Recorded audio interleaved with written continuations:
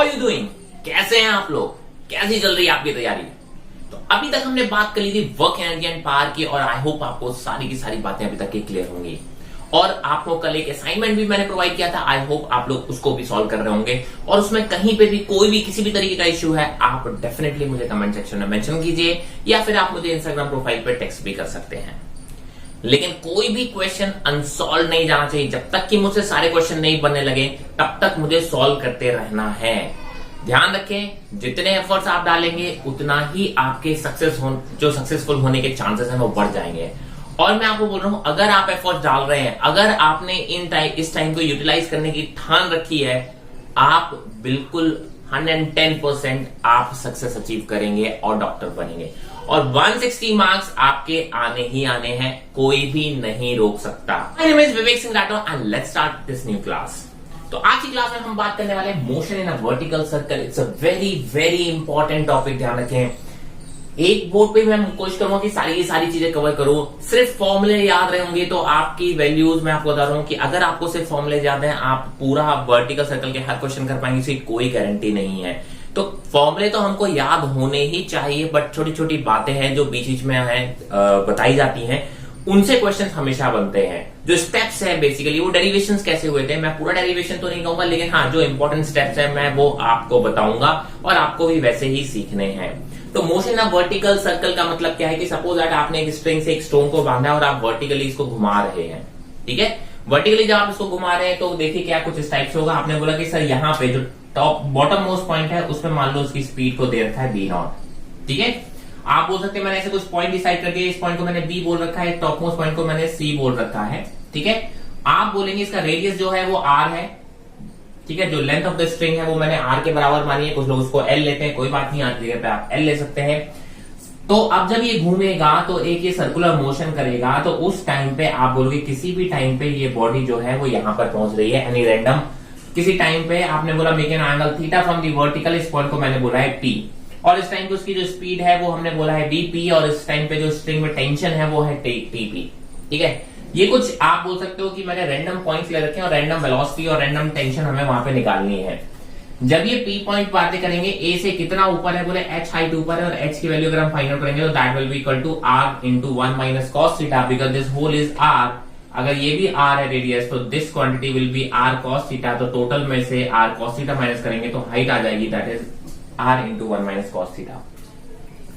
अब यहाँ पे इसका एफबीडी बना के अगर आप इसका net force equal to mass into acceleration लेंगे तो आपकी जो टेंशन आएगी इस पॉइंट पे वो कुछ ये आएगी। अगर ये फॉर्मूला याद रह जाता है तो बहुत अच्छी बात है, कई सारे क्वेश्चन आपके डायरेक्टली बन जाएंगे। आप बोलेंगे sir t at any point p will be equal to mv not square by r minus 2mg plus 3mg cos theta. तो अगर मैं थीटा की अलग अलग वैल्यू रखूंगा तो मैं टेंशन एट ए निकाल सकता हूँ। सर टेंशन एट ए, थीटा की वैल्यू क्या रखोगे आप, 0, राइट। जब ए पॉइंट पर है तो थीटा कितना है, 0। तो जैसे ही आपने थीटा की 0 रखोगे तो टेंशन एट ए आया mv not square by r plus mg। Similarly जब बी पॉइंट की बात करेंगे तो थीटा की वैल्यू रखेंगे आप 90 डिग्री, और जब 90 डिग्री की वैल्यू रखेंगे तो जो टेंशन आया वो mv not square by r minus 2mg। ऐसे ही अगर थीटा की वैल्यू 180 रखेंगे, सी पॉइंट पर आप जाएंगे तो टेंशन जो सी आया T at C, that will be equal to mv not square minus 5mg। अब आपको ये वैल्यूज लर्न नहीं करनी है, बट आपको क्या याद रखना है, ये वैल्यूज। जरा देखिए यहाँ पे, क्लियर।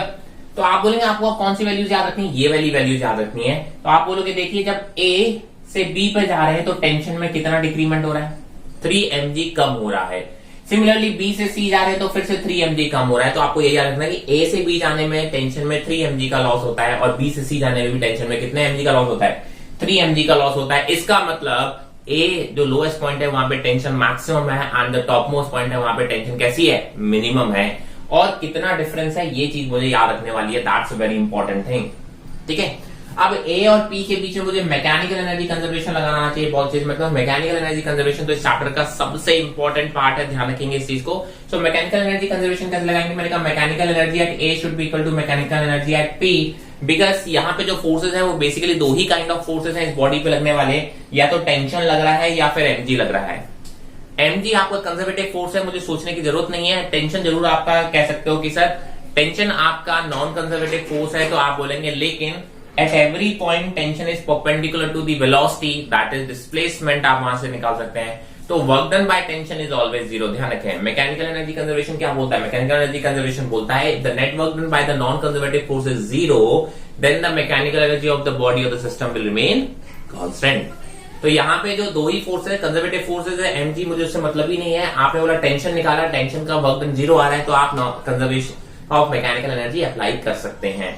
तो जब मैंने मैकेनिकल एनर्जी कंजर्वेशन लगाया एट ए, तो मैंने कहा ए पर मैंने माना कि सर पोटेंशियल एनर्जी कितनी है? जीरो। पोटेंशियल एनर्जी का रेफरेंस हमें अपने हिसाब से डिसाइड करना पड़ता है। मैंने यहाँ पे कितनी मान ली पोटेंशियल एनर्जी? जीरो। तो यहाँ पे आपकी काइनेटिक एनर्जी कितनी है? Half mv not square. Similarly जब ये पॉइंट पी पर पहुंचेगा तो कितना ऊपर चला गया? h हाइट ऊपर चला गया, तो gain in the potential energy कितना हो गया? mg into h। ठीक है, पोटेंशियल एनर्जी ग्रेविटी की वजह से जो पोटेंशियल एनर्जी में गेन हुआ क्योंकि h हाइट ऊपर चला गया, that is equal to mg into h। तो पोटेंशियल एनर्जी यहाँ जीरो थी, यहाँ कितनी हो गई? mgh। और यहाँ की अगर आप बात करेंगे स्पीड कितनी है? Half mvp square. इसको आप सॉल्व करेंगे तो आपने क्या पाया कि sir velocity at point p का रिलेशन ये आया। ठीक है, और h की वैल्यू रखेंगे तो ये आया। तो ये भी अगर आपको याद है तो बहुत अच्छी बात है। vp square equal to v not square minus 2gr into 1 minus cos theta. ठीक है, किसी भी रैंडम पॉइंट पे वेलोसिटी का रिलेशन है ये। मैंने कहा था थीटा की वैल्यू जीरो रखेंगे तो पॉइंट कौन सा हो जाएगा? ए पॉइंट के लिए थीटा की वैल्यू जीरो है, तो देखिए वी स्क्वायर कितना आ जाएगा? V not square. हाँ सर, ये V not square, V not ही तो है वी पे। तो ध्यान रखिए, ये स्क्वायर में रिलेशन क्यों लिख रहा हूं? आपको याद दिलाने के लिए। मैंने कहा वी स्क्वायर की वैल्यू कितनी आई है? V not square. Similarly theta की वैल्यू अगर 90 डिग्री रखूंगा तो वी स्क्वायर कितना है? V not square minus 2gr, इसमें से और माइनस 2gr। वी स्क्वायर है, ये वी नहीं है, इस चीज को ध्यान रखेंगे। फिर बी से सी जाने में आप देखेंगे, देखिए कितना है? B C square equal to V not square minus 4gr। कहने का मतलब क्या है? जब ए से बी गए हैं तो वी वेलोसिटी के स्क्वायर में कितना डिफरेंस आया है? 2gr का। यहाँ टेंशन में डिफरेंस आ रहा था 3mg का, ध्यान रखेंगे। यहाँ वेलोसिटी के स्क्वायर में डिफरेंस है, मैग्नीट्यूड स्पीड के स्क्वायर में आप बोल सकते डिफरेंस कितना है? 2gr। सिमिलरली बी से सी जाने में जो स्पीड के स्क्वायर में डिफरेंस आ रहा है कितना है? 2gr। ये चीजें मुझे इंपॉर्टेंटली याद रखनी है। ये है जो हमारे क्वेश्चंस बना देंगे, ये छोटी छोटी बातें हैं। इनसे मैं डायरेक्टली बिना सॉल्व के भी कई सारे क्वेश्चंस कर सकता हूं। ठीक है, अब बात आती है कि सर क्या कंडीशन होगी कि सर ये पूरा का पूरा कंप्लीट सर्कल करेगा ही करेगा। मैंने कहा सर किसी भी पॉइंट पे टेंशन की वैल्यू जीरो नहीं होनी चाहिए। ठीक है, तो आप बोलते टेंशन मिनिमम कहां है? टॉप मोस्ट पॉइंट पे। तो मैंने कहा सर टेंशन की वैल्यू अगर कंप्लीट सर्कल के लिए बोले तो सेंटर पे सी पॉइंट पे कितनी हो जाए? वहां पे जाके जीरो हो भी जाए तो भी कोई दिक्कत नहीं, तो it should be greater than zero at c. अगर वहां जीरो नहीं हो रही तो बाकी जगह तो जीरो हो ही नहीं सकती। तो अगर आप टेंशन एट सी ये वैल्यू पुट करके जीरो रखेंगे तो आप निकालेंगे वी नॉट की value should be greater than equal to 5gr under root. So this is my minimum condition for looping a loop. इसको हम बोलते हैं कंप्लीटिंग अ वर्टिकल सर्कल के लिए जो कंडीशन है उसको हम लूपिंग अ लूप भी बोलते हैं। That will V not should be greater than equal to under root of 5gr। अगर वी नॉट की वैल्यू 5gr है अंडर रूट में तो आप बोलोगे देखिए वी कितना आएगा? ये ए पे वेलोसिटी है, ए पे स्पीड है। आप बोलोगे सर वी नॉट स्क्वायर में से कितना माइनस कर दो? 2gr। वी नॉट स्क्वायर में से 2gr माइनस करो तो वी आएगा अंडर रूट ऑफ 3gr। ध्यान रखें, वी नॉट स्क्वायर में से, वी नॉट में से नहीं, वी नॉट स्क्वायर में से मैंने 2gr माइनस किया तो वी स्क्वायर आएगा 3gr, और अगर वी कितना जाएगा? Under root of 3gr। अब वी स्क्वायर में से 2gr माइनस कर दो तो कितना आ जाएगा? vc, है ना? vc स्क्वायर, तो vc स्क्वायर अगर रूट gr आएगा तो vc कितना है? Root gr। सिमिलरली आप बोलोगे जब ये वाली कंडीशन है tc अगर जीरो है तो जीरो, अगर tc की वैल्यू जीरो है तो tb कितना होगा? सर tb होगा 3mg, और ta कितना होगा? Sir that is equal to 6mg। क्योंकि c से b जाने में आपने कितना ऐड कर देना है? 3mg। तो सर यहाँ जीरो है तो फिर यहाँ कितना आ जाएगा? 3mg। और सर यहां से यहां जाने में कितना हो जाएगा? आप बोलोगे, ठीक है, बोलोगे 3mg और ऐड हो जाएगा तो TA कितना हो जाएगा? 6mg। तो ये कुछ वैल्यूज हैं, मैं कह सकता हूं कि आपको ये याद रखने की जरूरत नहीं है, बट हाँ ये जो इंपॉर्टेंट पॉइंट्स हैं ये जरूर याद रखें।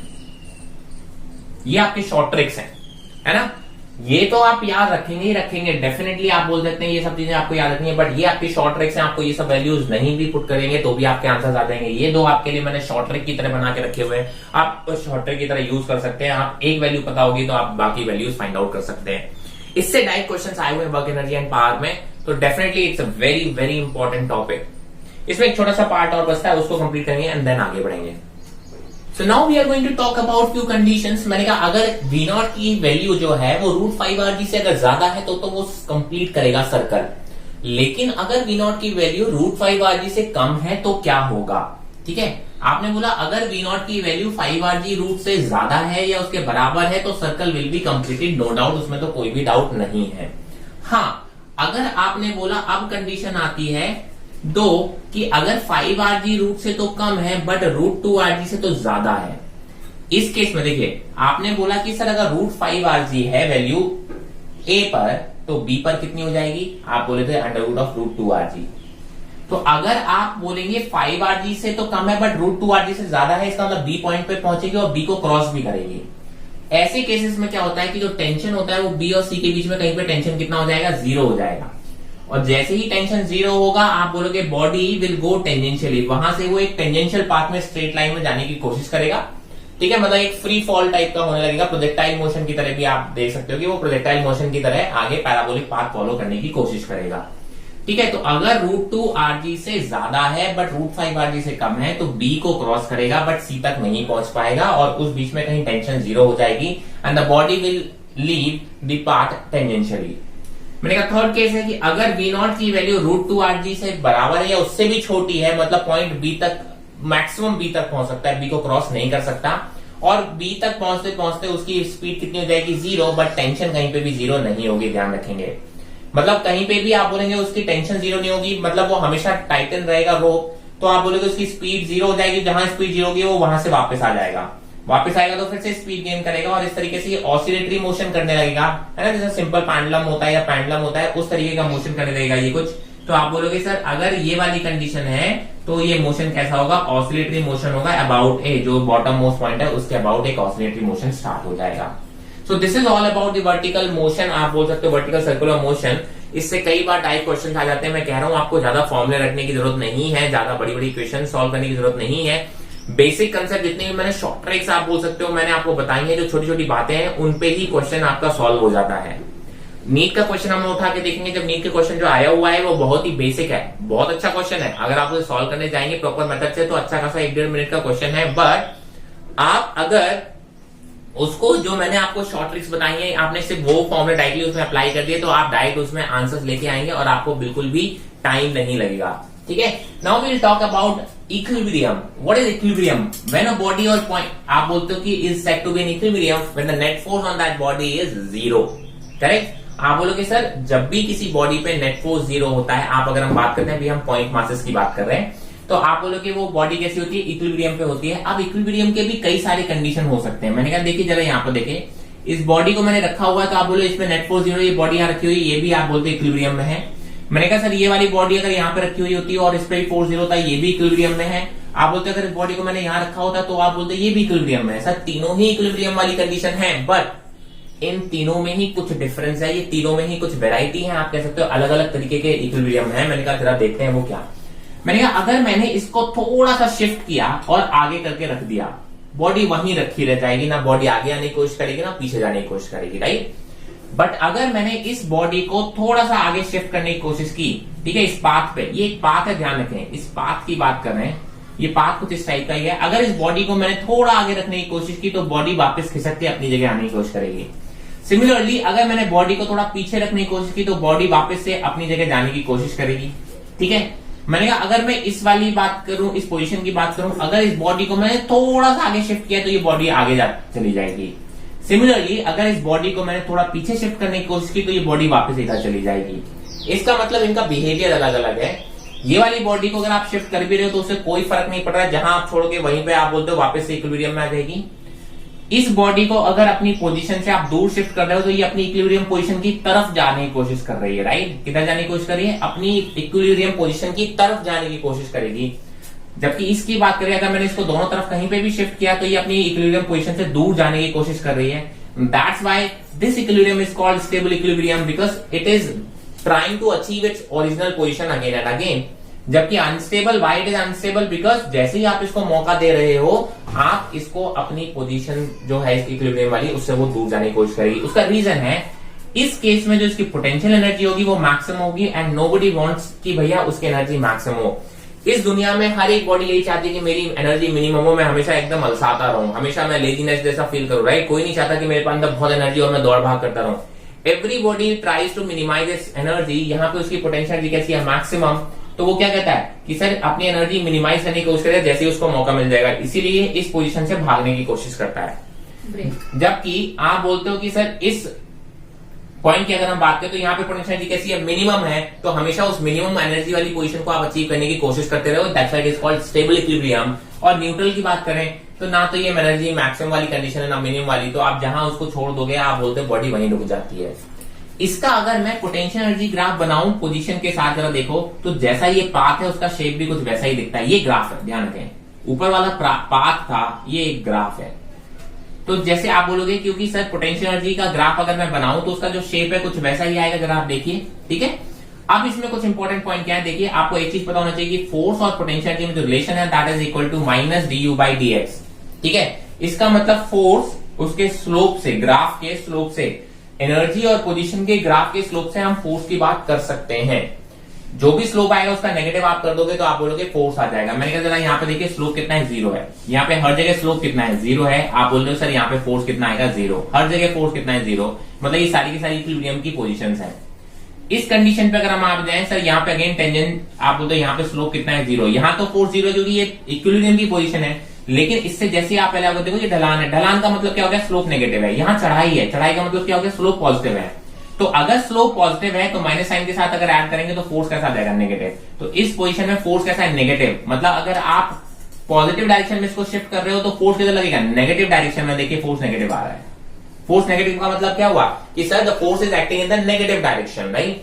मैंने कहा सर यहाँ पे स्लोप कैसा है, देखिए ढलान है, ढलान का मतलब स्लोप कैसा हो गया, नेगेटिव, और ये माइनस साइन उसको बना देगा पॉजिटिव, इसलिए फोर्स की वैल्यू कैसी आ रही है, पॉजिटिव। इसका मतलब अगर आप बॉडी को इधर की तरफ शिफ्ट करने की कोशिश करोगे तो फोर्स किधर लगना चाहिए, पॉजिटिव डायरेक्शन में। That's why this body has a tendency to go towards this position.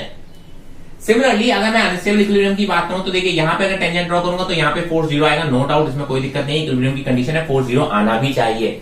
लेकिन जैसे ही आप इसके आगे वाली कंडीशन देखिए, यहाँ पे स्लोप कैसा है, ढलान है, ढलान का मतलब force slope negative, slope negative तो फोर्स कैसा हो गया, पॉजिटिव। इसका मतलब अगर मैं इसको इधर की तरफ लेके जाऊंगा तो फोर्स किधर लगेगा, पॉजिटिव डायरेक्शन में लगेगा। तो body has a tendency to move in this direction, positive direction, yes it is moving in this direction. Similarly अगर मैं इसके पीछे वाले पॉइंट पे आऊंगा तो आप क्या बोलोगे कि सर यहाँ पे f लेस देन 0 है। f लेस देन 0 का मतलब क्या हो गया कि स्लोप यहाँ पे नेगेटिव आएगा, स्लोप नेगेटिव आएगा। इसका मतलब इस बॉडी को अगर यहाँ थोड़ा सा भी पीछे शिफ्ट करोगे तो फोर्स की टेंडेंसी है कि उसको पीछे की तरफ नेगेटिव डायरेक्शन में लेके जाएगा। Yes, body is behaving like this, clear.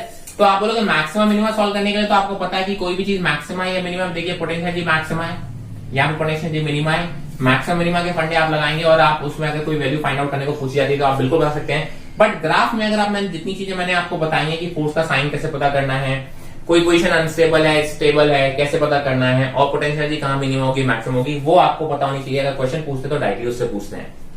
बाकी इस फॉर्मूले पर डायरेक्टली क्वेश्चन पूछे जाते हैं। ये मैंने आपसे कल भी बात की थी जब रिलेशन के बारे में बात की थी। इस पर डायरेक्ट क्वेश्चन पूछे जाते हैं तो ये सॉल्व करने आने चाहिए। बहुत स्ट्रेट फॉरवर्ड क्वेश्चन आते हैं और बच्चे गलत कराते हैं बिकॉज उनको कैलकुलेशन करना नहीं आता इस चीज को, ठीक है। तो इसके जब हम नीट के क्वेश्चन देखेंगे तब डेफिनेटली इसके 1-2 क्वेश्चन जरूर आए होंगे और मैं उसको जरूर देखूंगा।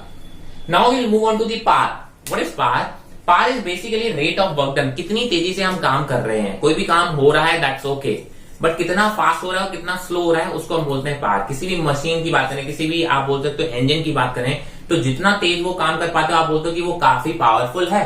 कोई बॉडी जितनी पावरफुल है वो जितनी जल्दी वो काम कर दे, राइट। एक काम को करने में किसी को बहुत ज्यादा टाइम लग रहा है, किसी को कम कर रहा है, तो कौन पावरफुल है? जो कम टाइम में ज्यादा काम कर पाए, that is more powerful. So power की अगर हम बात करें that is rate of work done, ठीक है। अब पावर को हम 2 टाइप से डिफाइन करते हैं, एक एवरेज पावर और इंस्टेंटेनियस पावर। एवरेज पावर मतलब एक थ्रू आउट द प्रोसेस की बात है, एक सिग्निफिकेंट टाइम इंटरवल की बात करते हैं। सो दैट इज बेसिकली जितना work done upon total time, total work done upon total time, कितना वर्क डन हुआ और कितना टाइम लगा, उसका जो रेशियो आता है वो होता है एवरेज पावर। इंस्टेंटेनियस पावर का मतलब क्या होता है? इंस्टेंटेनियस पावर का मतलब होता है कि सर उस इंस्टेंट पे, जिस इंस्टेंट पे हम बात कर रहे हैं, टाइम इंटरवल हमारा बहुत छोटा है, उस इंस्टेंट पे वो कितना पावर आउटपुट दे रहा है या कितना पावर है उस बॉडी का। तो आप बोलोगे that can be given as, जब बहुत छोटे इंस्टेंट की बात करते हैं तो ये टोटल वर्क डन कैसा आएगा, बहुत छोटा, DW, और टाइम इंस्टेंट भी कितना आएगा, बहुत छोटा। तो आप बोलोगे पावर इंस्टेंटेनियस कितना होता है, दैट इज dW/dt। क्वेश्चन इस पे ज्यादा पूछे जाते हैं कि चांसेस रहते हैं, ठीक है। अगर ये इंस्टेंटेनियस पावर की बात करें तो इंस्टेंटेनियस का पावर का एक रिलेशन होता है जिसको इसको सॉल्व करने के बाद आता है, दैट इज F.V। ये केवल और केवल इंस्टेंटेनियस के वैलिड होता है, एवरेज के लिए वैलिड नहीं होता, इस चीज को ध्यान रखेंगे। That is instantaneous power is equal to force and velocity का डॉट प्रोडक्ट भी आपसे बता के आप पावर बता सकते हो। सॉरी, फोर्स एंड वेलोसिटी का जो डॉट प्रोडक्ट होता है वो भी आपको क्या देता है, पावर देता है, राइट, इंस्टेंटेनियस पावर देता है। और क्वेश्चन इस पे कई बार पूछे जाने के चांसेस रहते हैं। इससे कैसे क्वेश्चन होते हैं, डेफिनेटली हम क्वेश्चन देखेंगे और हम जो आए हुए क्वेश्चन हैं हम उनको देखेंगे, तब आपको पता चलेगा किस तरीके से आते हैं। और उसमें भी अगेन मैं कह रहा हूं कैलकुलेशन पार्ट आता है और बच्चे वहीं आते हुए क्वेश्चन, इस टाइप के कई क्वेश्चन उन्होंने किए होते हैं बट कैलकुलेशन में मिस्टेक करते थे, जैसे कि इसमें करते हैं। ठीक है, पावर के बारे में 2-3 छोटी बातें और कि पावर कैसे स्केलर क्वांटिटी है। ऑब्वियसली बात है, ये वर्क डन एक स्केलर है, टाइम एक स्केलर है, तो उनका रेशियो भी कैसा होगा, एक स्केलर क्वांटिटी होगा। ठीक है, यहां से आप देखोगे तो देखिए डॉट प्रोडक्ट है, डॉट प्रोडक्ट का जो आउटपुट होता है वो भी एक स्केलर क्वांटिटी होता है। जो एसआई यूनिट निकालने जाएंगे, एसआई यूनिट देखिए कितना वर्क का होता है, जूल टाइम का होता है, सेकंड, तो जूल पर सेकंड होती है इसकी एसआई यूनिट, और इसी एसआई यूनिट को हम नाम दे देते हैं वॉट। ठीक है, एक और प्रैक्टिकल यूनिट आप कह सकते हो 1 हॉर्स पावर यूज होता है, तो 1 हॉर्स पावर किसके बराबर होता है, 746 वॉट के बराबर। तो ये कुछ बातें थी वर्क एनर्जी एंड पावर की। इससे मैंने आपको बताया आज के लेक्चर का जो सबसे इंपॉर्टेंट पार्ट था वो वर्टिकल सर्कुलर मोशन था। इसके बाद हमने बात की इक्विलिब्रियम कंडीशंस की एंड पावर की। क्वेश्चंस इनसे आ जाते हैं बहुत आसानी से। ये हम जब नीट के प्रीवियस क्वेश्चन देखेंगे, कुछ अच्छे क्वेश्चन देखेंगे, तब हम आपको बताएंगे किस टाइप के क्वेश्चन आते हैं। ये चैप्टर बहुत ईजी है, अगर आपने अच्छे से प्रैक्टिस कर ली, थोड़ा कैलकुलेटिव रहता है, तो डेफिनेटली आपकी प्रैक्टिस की रिक्वायरमेंट बहुत ज्यादा है। इस चैप्टर का एक छोटा सा पार्ट बचता है जिसको हम बोलते हैं कोलिजन क्वेश्चन, उससे भी आ जाते हैं ऑल्टरनेट ईयर कभी ना कभी, तो उस क्वेश्चन को हम देखेंगे और उसी के साथ उस चैप्टर को हम फिनिश करेंगे एंड देन हम असाइनमेंट की बात करेंगे। आई होप आज के लेक्चर में आपको सारी चीजें क्लियर है।